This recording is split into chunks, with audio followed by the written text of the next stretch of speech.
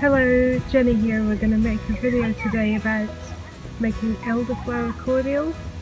It's one of my favourites to make each year.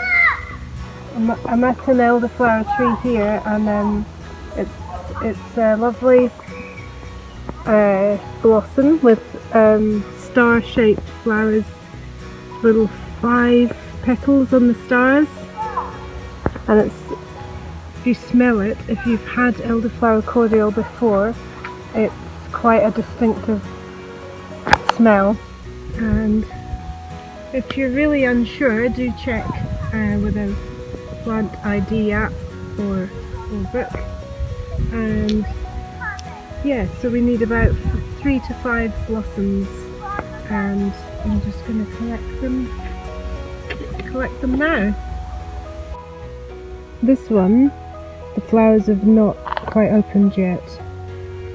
This one is perfect. Okay, to make the elderflower fizz, we're going to need honey,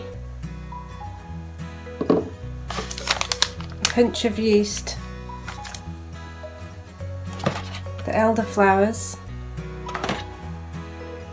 and some filtered water. So I'm going to put 1.5 litres into the biggest pot I can find.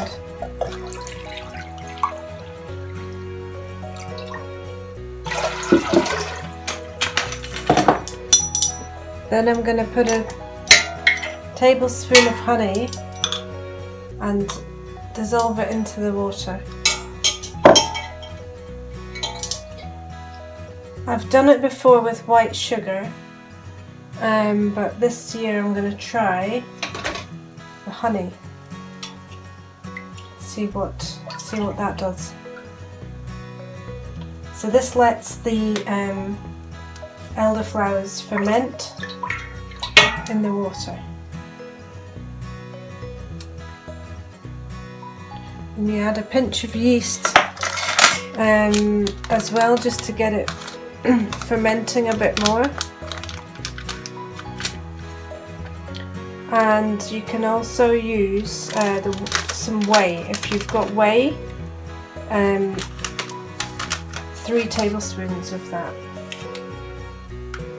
So you just need a tiny pinch of the yeast.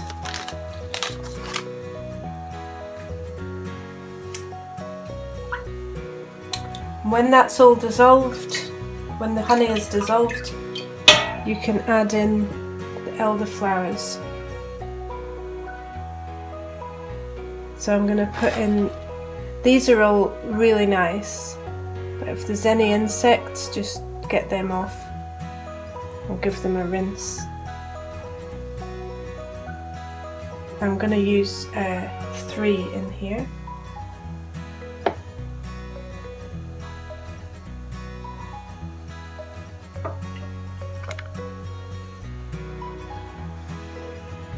Then you put a lid on it and leave it for about 3 days, giving it a stir every day, and then we're going to check it. So I've been letting my elderflower soda ferment for 3 days now, and I'm seeing little bubbles at the edge now. So it's time to strain it off and put it into bottles. So what I've got here is a sieve with a cotton or muslin cloth to strain it, and a bowl.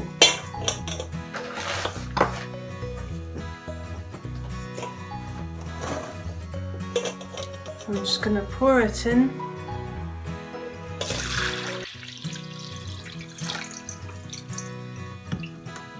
And that's coming out underneath.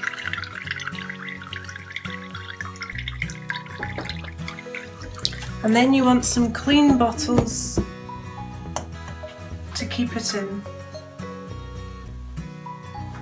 So I've washed and sterilised these. just pour it into a jug first to make it easier to pour.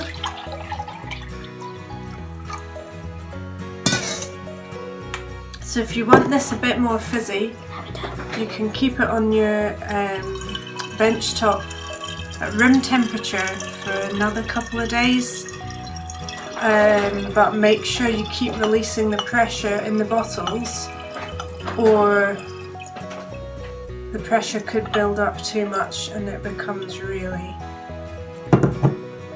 too fizzy. Too fizzy? I like it too fizzy. Yum. And if you don't want to leave it to ferment longer, then just put it in the fridge and it will stop. So the last step in making your elderflower fizz is drinking it. So after it's been sitting on your bench top for 3 or 4 days and it's got a nice fizz to it, then you can try it. And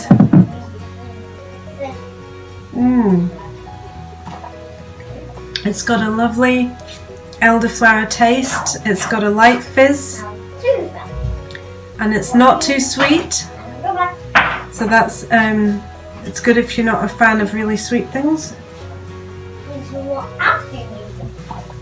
It would be really refreshing with some ice cubes and a sprig of mint, I think. So then when it is how you like it, then pop it in the fridge to stop it fermenting anymore and enjoy.